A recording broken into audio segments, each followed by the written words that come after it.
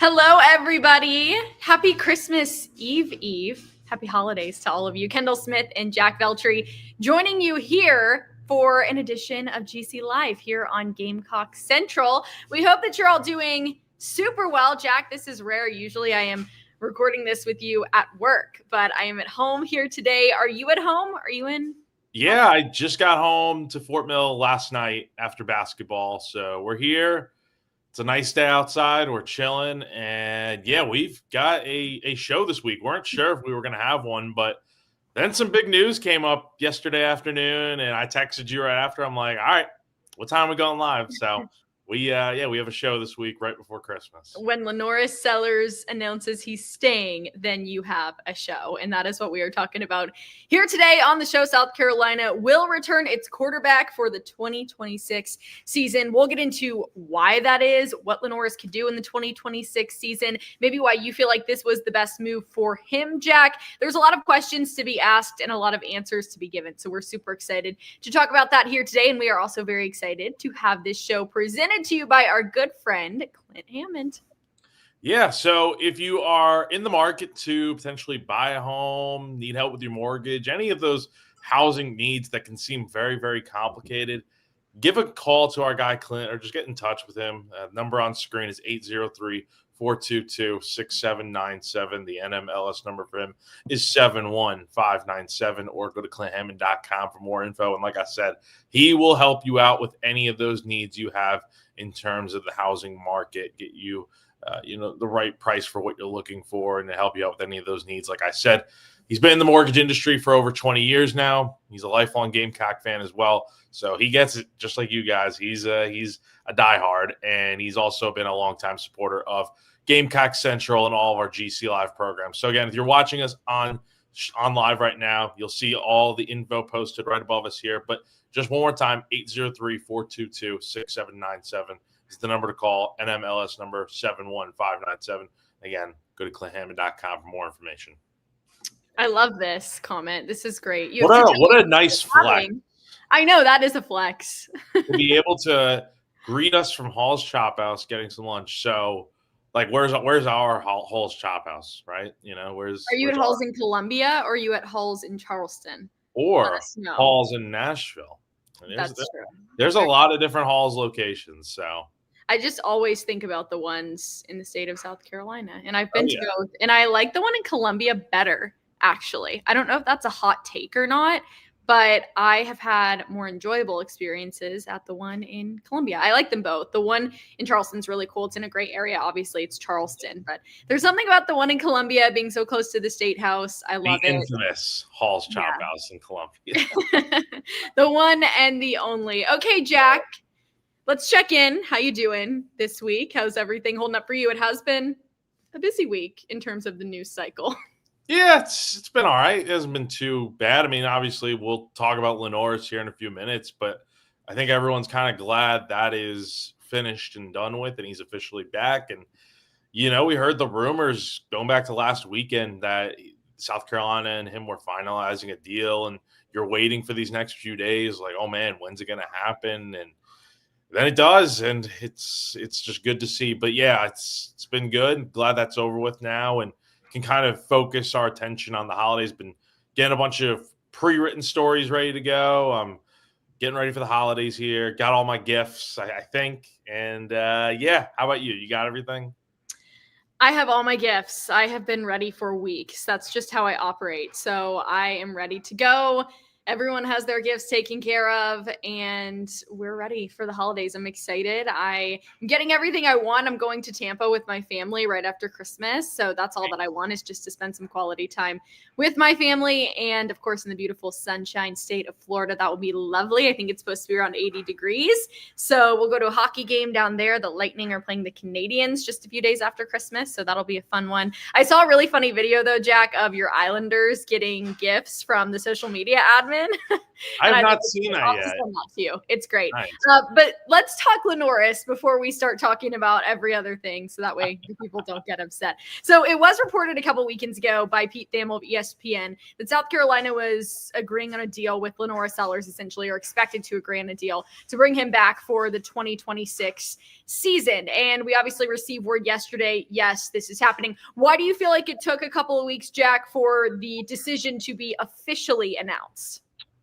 Probably just finalizing all the inner workings of, because now it's contracts and stuff, and it's re-signing players. Like, it's just like crazy how far college football has evolved over the last few years here since NIL became a real thing at the right after COVID happened, pretty much. I mean, it's crazy, but yeah, I would say it's probably just that it's getting the final deals of these contracts done, getting the settling on an amount that LaNorris is going to get paid for next season. One can imagine it will probably be a worthwhile, really good amount that he's getting paid.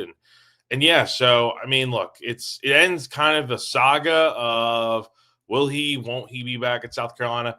I think it had been up in the air after the season ended when you heard his comments after the Clemson game. And at least for me, I was kind of thinking like, this guy's like laughing about it. Maybe that's just how he copes with these sorts of questions that he's getting. Hold on. You're on mute. You're on mute. All right, I now, thought, I'd already said this on the show, that he just did that because it was a very, I understand the question. And of course, that's what everybody wanted to know as soon as the season was over. But it was an awkward question to be asking. He probably wasn't thinking that. That wasn't top of mind right in that moment. So he was probably laughing it off a little bit because he felt awkward. That's what I thought from it. I didn't read into it as much as a lot of other people did, where they were like, oh, he's definitely not coming back. He was just laughing at the idea of being a Gamecock in 2026. Yeah, I mean, it was. I get what the question had to be asked by somebody, and I mean, he's not going to say one way or another what he's doing, but I think just his mannerisms about it, I think, kind of threw people off. But ultimately, at the end of the day, he's back at South Carolina, and we had this whole saga on GC Live for what felt like an eternity. Every freaking week, Kendall would ask. The important question of the week is LaNorris Sellers going to come back? And, at first I'm like, yes, he's coming back. And then I'm like, oh, no, I think he's going to go to the NFL draft. And then he's coming back. And then at the end of the day, I settled on the fact more times than not that I thought he was going to come back. Feels like that was the consensus from others in the media and just other people that report on this sort of thing. And I'm glad to see it came to fruition, right? You feel better about South Carolina heading into 2026, knowing that they've got their guy at quarterback, right? They've still got other things to figure out with other guys coming back, what you're going to get in the transfer portal next week. But at the very least, who's at quarterback, and you can build your roster around him now. That's the main thing I take away from this is we heard Kendall Briles, the new OC, talk about this at his introductory press conference, that they're going to build this offense around Sellers and his strengths. I asked the question soon after, okay, what happens if he doesn't come back for another season? And they said they were going to make it work regardless of whether Sellers is there or not. But now it's a good thing that that LaNorris will be back for this upcoming season. Yeah, it's a great thing. And Jack, I give you credit because I would grill you every single week and ask you what you thought. And I remember that first week, the reason I did it is because the first week he went back and forth a little bit, back and forth. He said something along the lines of, I'm assuming he's coming back. He definitely will, or something like that. And then you backed up on it a little bit. And so I gave you. I mean, can you blame me though? Depends how could you really know? But once he did that the first week, I had to give him a little bit of a hard time and then continue to ask. But Jack pretty much held strong in the fact that he felt like LaNorris Sellers would come back. So it's exciting for Gamecock fans. It's obviously very exciting for Kendall Briles because it would have been quite unfortunate had he said he wants to build this offense around LaNorris Sellers and then LaNorris Sellers decides to leave. The question though, Jack, maybe he does have a magic 8 ball. I don't know. We'll see. I don't know. Can you get inside the mind of LaNorris Sellers right now? Why come back if you're LaNorris Sellers? Well, there's a few reasons, Kendall, and I'll quickly try to run through them real quick. Number one, I think he's still, if you watch the video that South Carolina released yesterday and LaNorris posted on his Twitter about running it back for next year. You can kind of hear him talk about, and I'm paraphrasing here, that there's still unfinished business, and he didn't like the way this 2025 season ended, and that he's got more work to do. I think all that right there just screams that he needed to come back and finish this thing the right way, because South Carolina went 4-8 this year. I think, especially for the in-state guys that have another year of eligibility or two, I think you're going to see them come back and kind of want to do what LaNorris is doing, right? And trying to have a better year and make sure. I mean, I'm sure it's not top of mind for those guys, but deep down, I'm sure they're thinking like, we got to do better so our coach doesn't get fired after next season. So probably all that right there plays into it. I think for LaNorris, he needs another year of development before going to the NFL. I don't really care what any draft mocks say, or mock drafts or grades or anything like that. I know coming into the season, this guy was viewed as a early first-round draft pick. Watch the way he plays, and you can pick him just based off of potential. But I think everyone knew he did not look like a first-round pick by season's end. So, I mean, just had a very disappointing year. Yeah, he's got a lot of work to do, I think, with his footwork, his decision-making. Both of those things were just not good in 2025. Pocket awareness has to be a lot better. So he's got improvements to make, right, to become a better quarterback. Has all the tools, has the potential, the dual threat capabilities.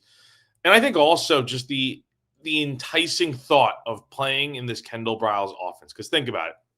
He really struggled working with Mike Shula in this offense this past season. Did some good things with Dow Loggins in 2024, but, I think everyone was expecting 25 to be the big year for Sellers, where it is his third year, has the Heisman Trophy level expectations placed upon him, top 5 draft pick, didn't live up to any of that, just had a really rough year. I just think all these things of wanting to finish this thing out the right way, have a better season, build up his draft stock even further, get a chance to work in this Briles offense that has done well with dual threat quarterbacks in the past.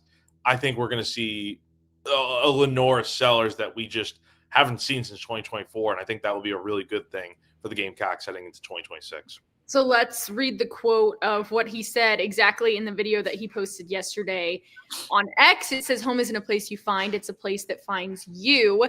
Last season didn't end how we wanted. It didn't end how I wanted. I know what I left out there. I know what I'm capable of. That's why I'm not running from it. I am running toward it because I believe in this staff. I believe in this locker room. I believe in this state, this team, this place. 2026 isn't about coming back. It's about finishing, about doing it louder, stronger, together." I like that.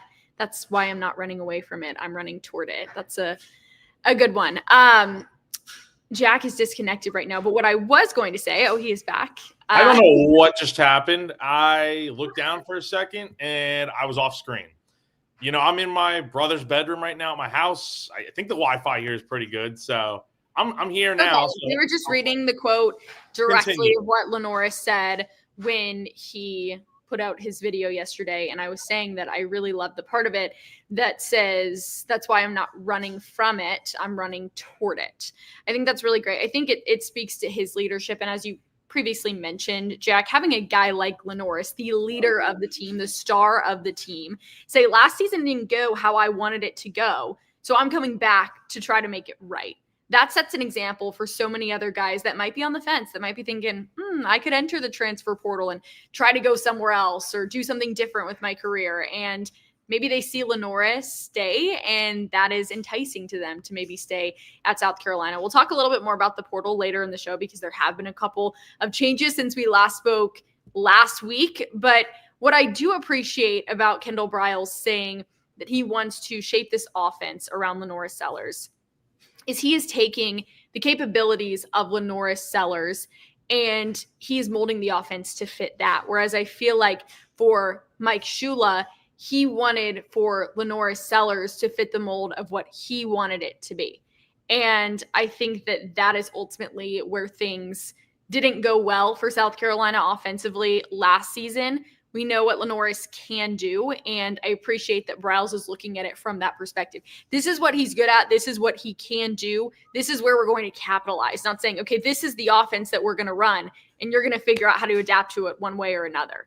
So to me, I think for LaNorris, and I can't speak for him, I don't know exactly why he made this decision, But that's a huge perk, is saying, okay, they're going to take what I'm really good at and they're going to highlight that in this offense, instead of trying to make it to where you're trying to essentially shove your foot in a shoe that doesn't fit, and then it's uncomfortable. And why would anybody want to do that? So that's just my 2 cents on the situation.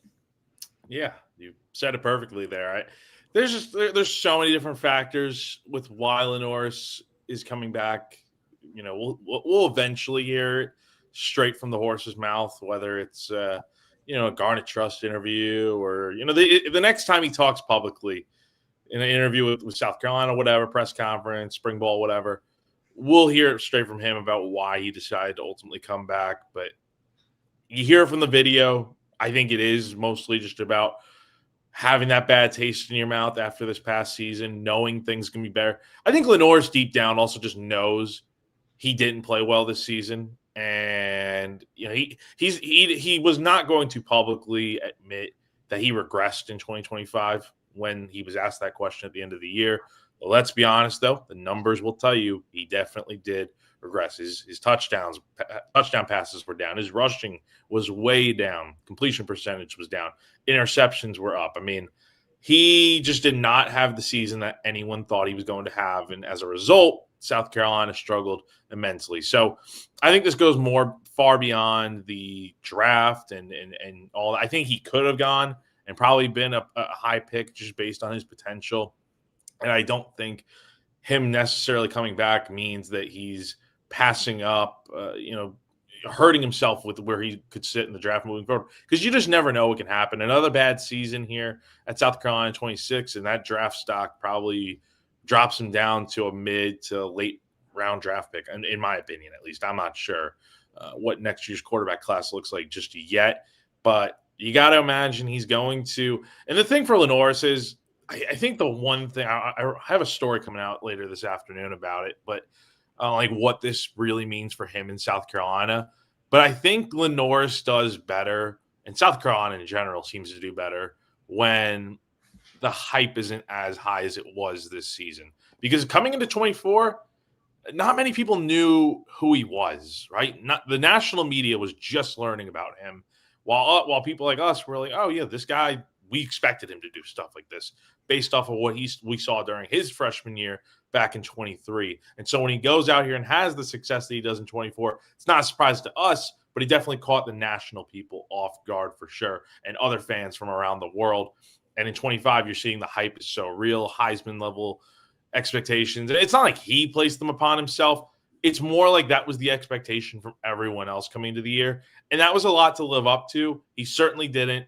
But now I think those level of expectations will probably be tempered back a little bit to where he's still viewed as a really talented quarterback, but it's not like anyone's going to be picking him to win the Heisman Trophy in 26 or anything along those lines. And I think the same will be said for South Carolina, when they're probably going to be picked a lot lower in the preseason polls and projected to go like 6-6 or 7-5.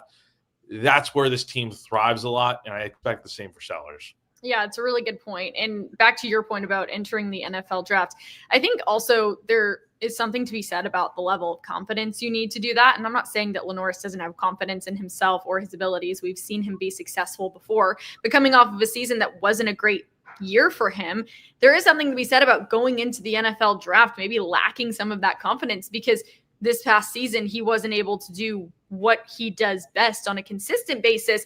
And that could be for a lot of different reasons. My personal belief is that it's because they were trying to make him be someone and something that he wasn't from a quarterback standpoint. And I think that ultimately really, really brought down his confidence throughout the season. And we could see it. He still made great plays from time to time. He still had moments and flashes where you're like, wow, this is like LaNorris Sellers from 2024. I know that's still within him. But again, not to harp on it too much, just imagine how difficult that could be, where you're really good at doing some things, but instead of doing it this way, we're going to totally do it a different way. And you're just going to have to figure out how to do it that way. That's just, it's not to say that quarterbacks shouldn't adjust and shouldn't be able to get better and improve and add certain styles to their game where it can make them more prolific as an athlete, as a quarterback.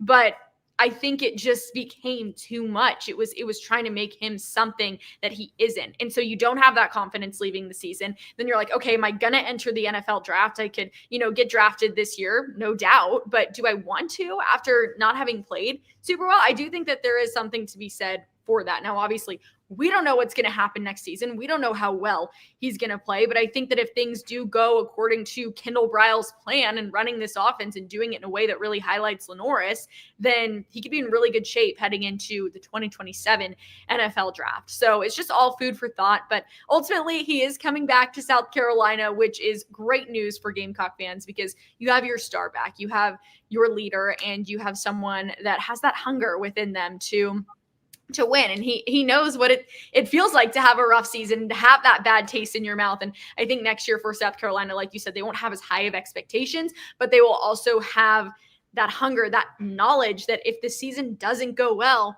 it's probably going to be Shane Beamer's last season with the program. And we know how much this program really emphasizes relationships and family and just being there for one another. And I think that is something that maybe they're not thinking about top of mind all the time, but it is in the back of their minds. Like, all right, not only do we have to perform well for ourselves because we want to try to get drafted, but we also have to perform well for our coach because he's on the hot seat right now, like it or not. I don't like to say that because, I think Shane is great, but it's the truth. So good that LaNorris Sellers is coming back. We've got a lot more over on GamecockCentral.com, plus more to come out, and we're excited to hear from him publicly in the new year for the first time after announcing that he will be coming back. I know we have some questions to get to. Some other news that came out this past week, though, while we haven't spoken since, is that Sterling Lucas is going to LSU.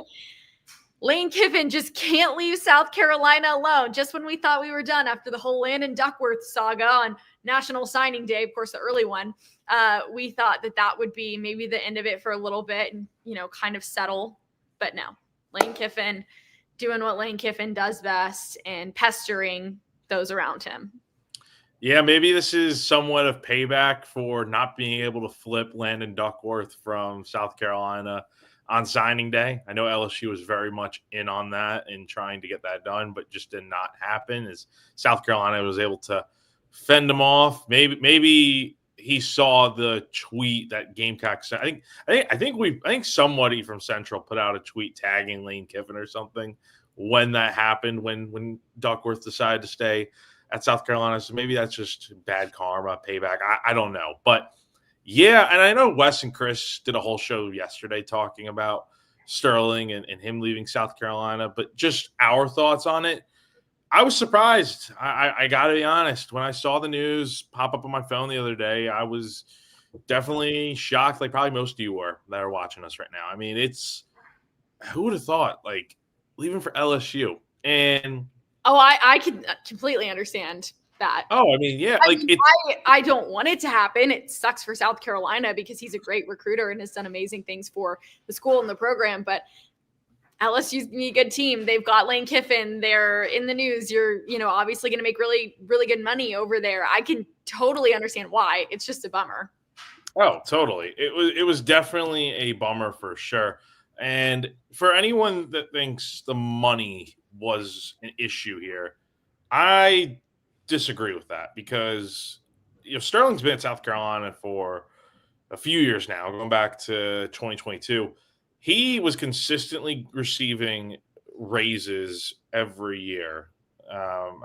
He was making, I believe it was over $700,000 this year. So he was making quite a bit. And so I don't think money was necessarily the problem here. Like LSU can offer him probably whatever, but South Carolina probably could have as well. Like it's not like South Carolina was not paying Sterling Lucas what he should be paid, right? A guy that develops Kyle Kennard into the SEC Defensive Player of the Year, recruits Dylan Stewart, Nick Harbor. Like the guy definitely knew what he was doing being here at South Carolina. And that's the thing, is that Sterling is a local guy. He's from Orangeburg, went to Orangeburg Wilkinson High School. I mean, I think that's more surprising than anything is that the home state guy leaves for LSU, right?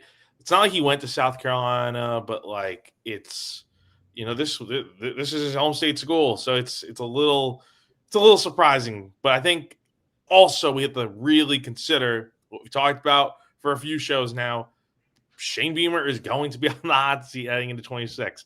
And I think there's the thought, maybe, I don't know what's going through Sterling's head, but I think the thought probably also is, hey, look, there's no guarantee that I'm going to have a job after 2026. I need to do what's best for me and my family and take a job where I know there's going to be stability. Now, it's ironic because it's Lane Kiffin and there's nothing stable about him and his job. I mean, he could up and leave for Alabama if the Alabama job became open or, whatever. Lane Kiffin is not what you would consider a loyal guy, in my opinion, right? Has done good things at different schools, but he's bounced around. So I don't know. I think there's a lot of different factors, a lot of hypotheticals to think about here. I don't think money was the problem here, but I also think, it's not hard to imagine that Sterling probably wanted an opportunity at a school where his coach is not going to be on the hot seat, and he's going to, and maybe he feels like this is a lateral move, a step up from what he was doing. I mean, he's been in the NFL before. He's at the college level now. Let's face it, LSU is probably also a better job than South Carolina, even though he's done great work here. LSU is just one of those big programs in college football, and it's hard to turn that type of school down for sure. It is completely understandable. So we wish him the best of luck. But Lane Kiffin, we've been talking about Lane Kiffin more than Shane Beamer, I would say, over the last 3 weeks. It feels that way. It does feel that way. Okay, Jack, let's answer a couple of these questions, and we'll talk a little college football playoff. What do we got? Dylan Stewart, do you think that Sellers staying helps out? Or you never know. With the coaching carousel that is college football, would he leave to go to LSU? Yeah, and that it rounds us into the conversation of Sterling a little bit more, in that I mentioned he recruited Dylan Stewart.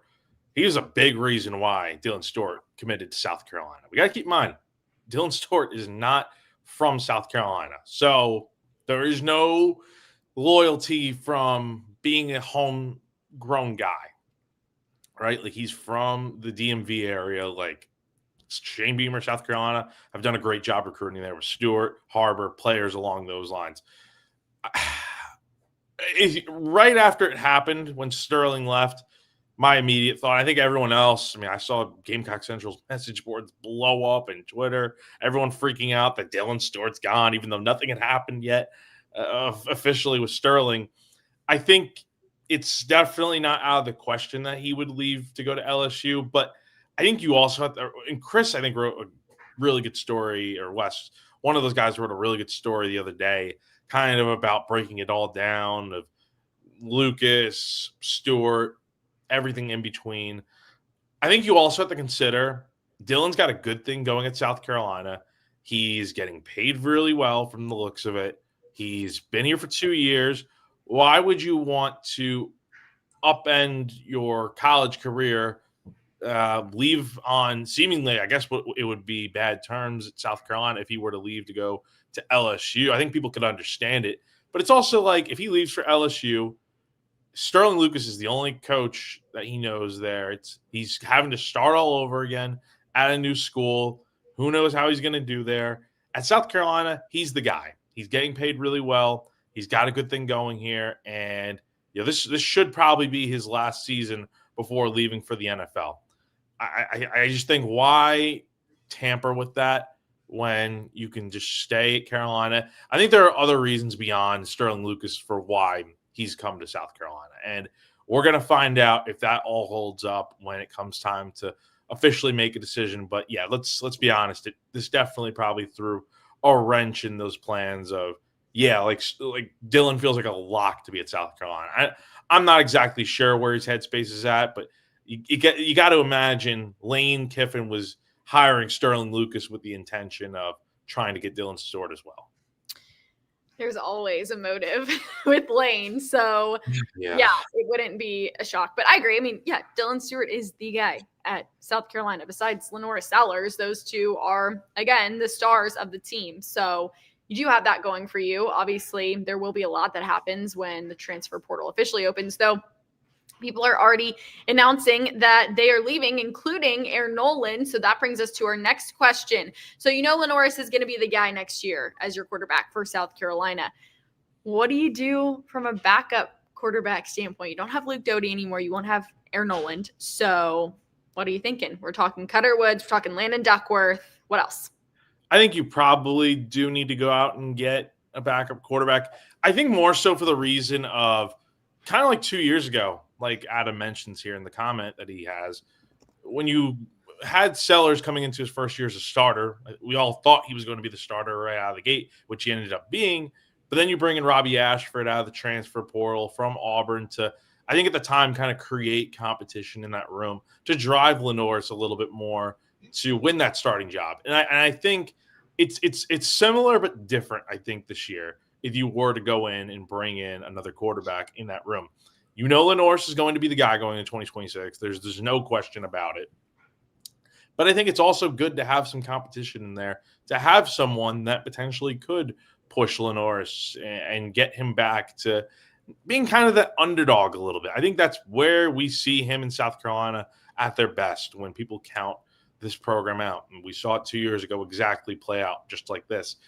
The thing is, though, it's not to say Cutter Woods or Landon Duckworth can't push to be that guy, but I think you do need another quarterback in there just to have some depth, right? Because your quarterback room right now is Duckworth, Sellers, Woods, Jimmy Francis, and I think that's really it, to be honest. I'm not saying Jimmy Francis can't be the backup, but he's a walk-on. In terms of scholarship quarterbacks, that's what you got, because now you've lost Luke Doty, you're losing Aaron Nolan. So, yeah, I think now you do probably have to go out there and add another quarterback, whether it is somebody to create competition in that room.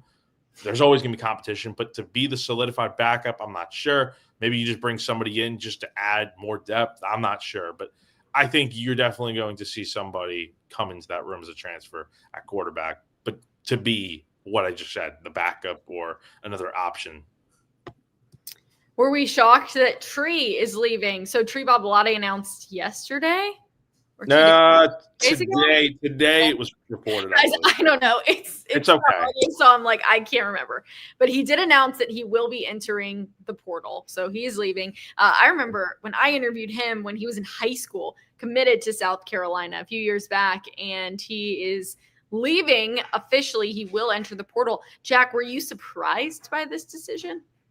Yeah, him and his BFF, Tro Ball, both entering the portal. I mean, it's crazy. Casey Henry's entering the transfer portal now, too. I mean, you've got a lot of offensive linemen that are leaving South Carolina. So, and yes, Tree and Tro, the best friends that anyone could have, are leaving South Carolina. So, am I surprised? Not really, because I just don't think it worked out.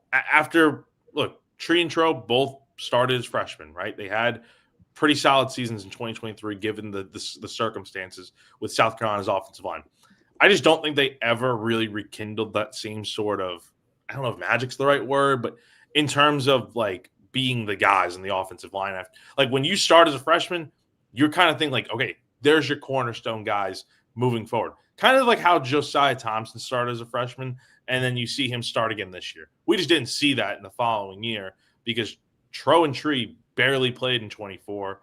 And then it came to a point where in 25, both those guys are starting a lot of games, playing a lot, but the offensive line just wasn't very good in 25 overall. So I don't think it's shocking, really, especially with the new offensive line coach coming in. I think we're going to see just a lot of wholesale changes on the offensive line to where Randy Clements, whether he brings in his own guys or goes into the portal and brings in a whole new lineup of offensive linemen, nobody should be shocked by anybody leaving this offensive line from South Carolina. Like, the O-line was not good in 25, and you have to go out there. And part of bringing LaNorris Sellers back is improving this offensive line. It's an automatic must. I don't care what anybody has to say. That's my opinion. I think that is what it needs to be, is they have to go out there and improve this offensive line. And by retaining all the players in 25, you can retain a few. Like, we'll find out what Josiah Thompson's doing and guys like that, Boaz, Nolan Hay. But at the end of the day, this offensive line was not good. And I think you are okay if you lose any of these guys. Like the entire offensive line could decide not to return for all we know. And I think that would be okay because it gives you the opportunity to go in and bring in new guys that will hopefully be a lot better. And yes, the answer is yes. South Carolina, 100% yes. like this is their most needed position group, I would argue, across the entire portal outside of running back. It is so critical for South Carolina to be successful in the portal, but to be successful in recruiting offensive linemen to come in and play. Yes, 100%. We cannot emphasize this enough. This better be, and I'm sure it will be, the direction South Carolina is trying to go in with recruiting very, very hard on a lot of these O-linemen that will enter the portal. Okay, Jack, before we get into some college football playoff talk, let's shout out our other sponsors. Yeah, let's talk about our friends over at Palmetto Golf and Belts real quick first before we talk about Ferry Chevrolet. If you love golf, you need to go check out PalmettoGolfing.com for the latest custom-made gear. And even if you don't play, Palmetto Golf and Belts is a great place to grab a gift for that favorite golfer in your life. They've got custom golf gloves, golf tees, golf towels, all available in garnet, cross design, palmetto tree, moon design, and more. One of the coolest things in the shop right now is the needlepoint belts, which are extremely well made, but also more affordable than many of the others currently on the market. Palmetto Golf and Belts is operated by Brandon Cohn, who is a big South Carolina fan and a longtime member over at GC. Our members on the Insiders Forum are loving the products that Brandon has in his shop, and he runs special deals all the time, especially right now with Christmas. If you are still, hopefully you guys have gotten all your Christmas gifts by now, but if you still need one, there are still deals out there. So head on over to PalmettoGolfing.com today. Check out his shop, support a Gamecock fan and GamecockCentral.com member, and get yourself some amazing gear. And lastly, real quick, going to talk to you guys about our friends over at Ferry Chevrolet. If you're a Gamecock fan out there who's interested in a new or used vehicle, make sure you check out our friends over at Ferry Chevrolet in Orangeburg, South Carolina. They're led by a fourth-generation dealer in Joseph Ferry. The family-owned business at Ferry Chevrolet has been serving the community for almost 100 years now, since 1926. So coming up on that centennial anniversary. It is conveniently located just off of I-26 between Columbia and Charleston. The folks over at Ferry Chevrolet are local, trustworthy, and always transparent.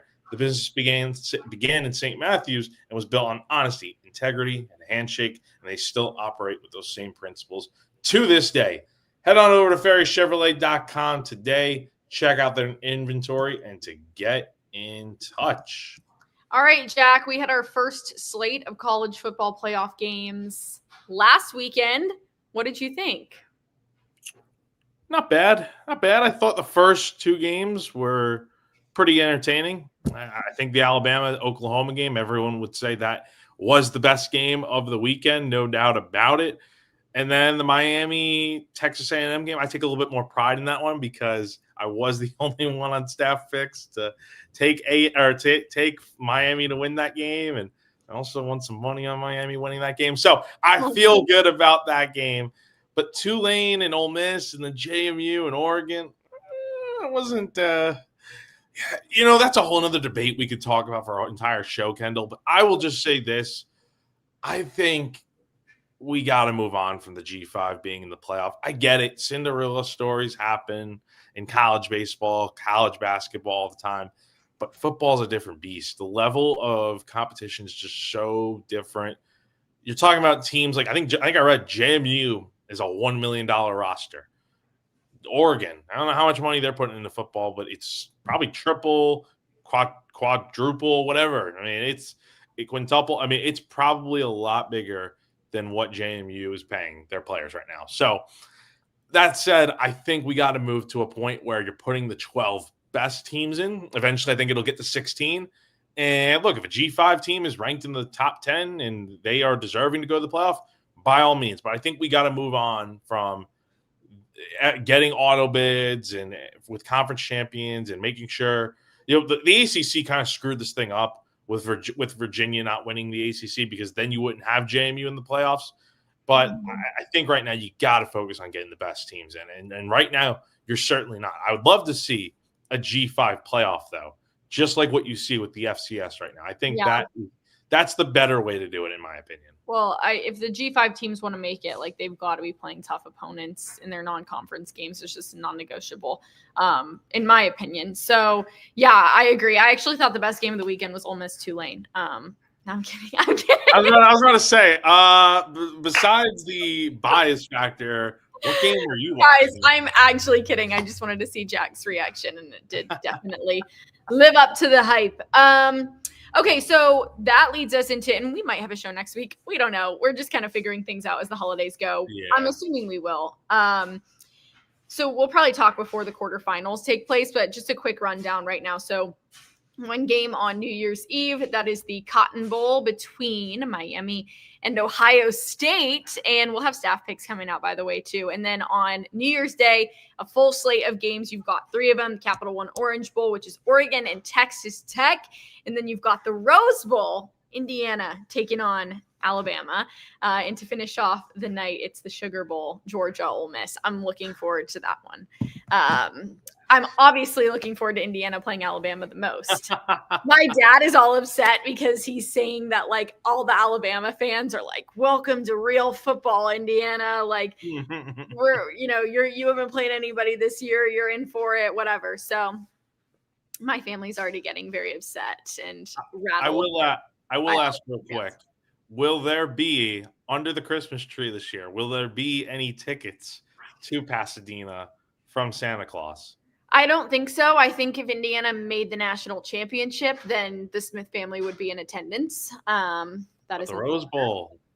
Not the Rose Bowl, I don't think. I don't think we're going to be going to California. We'll just be coming back from Florida, actually. Oh, that's right. You guys are going to California. I don't think that we will. My parents did get like a hotel booked for the first round of the college football playoff in Bloomington, but obviously Indiana got a bye, so that didn't work out. My brother was at the Ole Miss Tulane game this past weekend. He wanted to see the first game of the Pete Golding era, so that was exciting for him.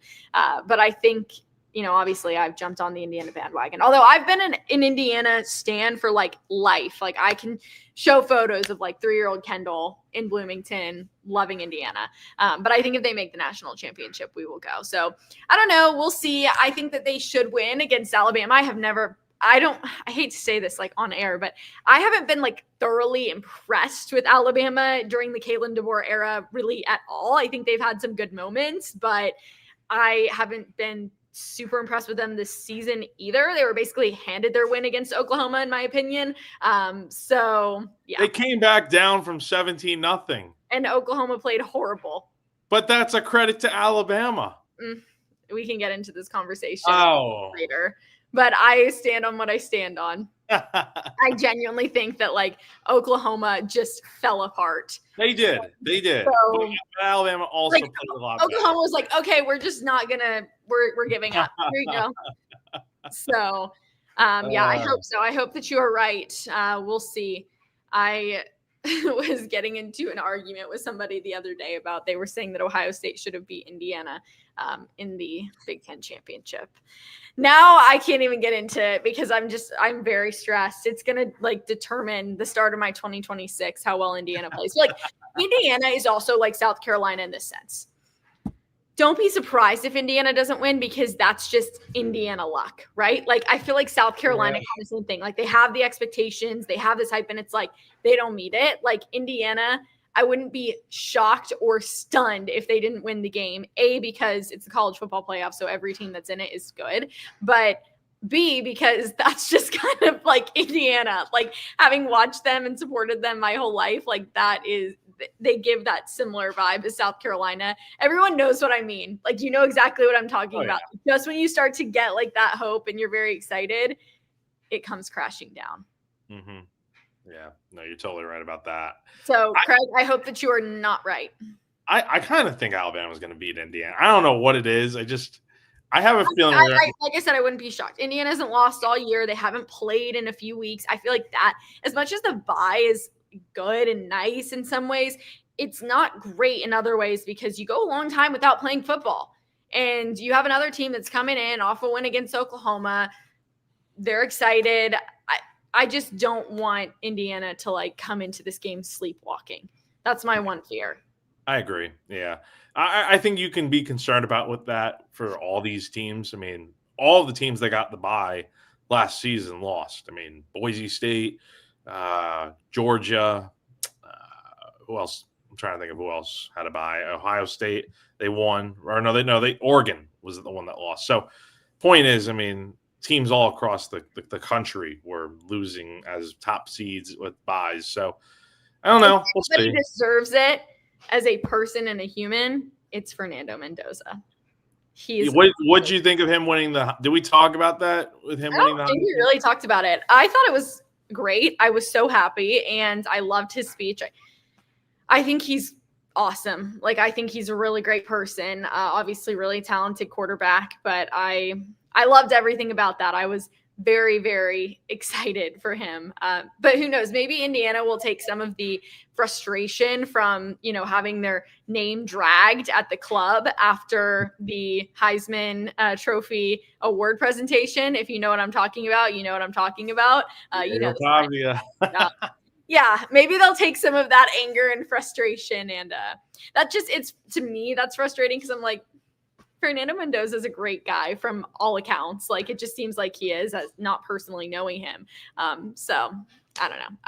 I did not love that. And I think a lot of people agree with that sentiment. So yeah, we'll see. I'm really excited about Ole Miss playing Georgia. I hope Ole Miss wins that game. That'll be a good game. And kind of same with Georgia this year. Like, I feel the same way about them as I kind of feel about Alabama. I'm like, I don't know. Ole Miss, I would love to see them win. I think that's a great story. And, if they do take it all the way to the national championship, then Pete Golding, congratulations. You're going to have a movie made about you. So you better start thinking about who you want to play you in a movie. So, yeah, this is. Yeah, that was, that was kind of crazy what happened. I thought Pavia was going to win. And then just hearing that was like. Well, didn't Reese Davis say like he was upset after the fact, having voted for Pavia? Like, I think a lot of people probably were.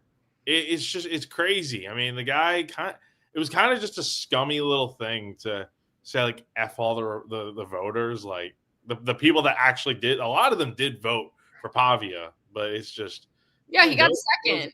Yeah, he got second. I mean, that's talk about sore loser mentality. But anyway. And then the whole club situation. Yeah, I don't know. I won't get into it too much. All I will say is instead of giving that attention, I'm going to give attention to Fernando Mendoza and how great he is. So we wish him the best, or at least I wish him the absolute best. And yeah, we're excited. There's some great football in store. Of course, we wish that South Carolina was playing.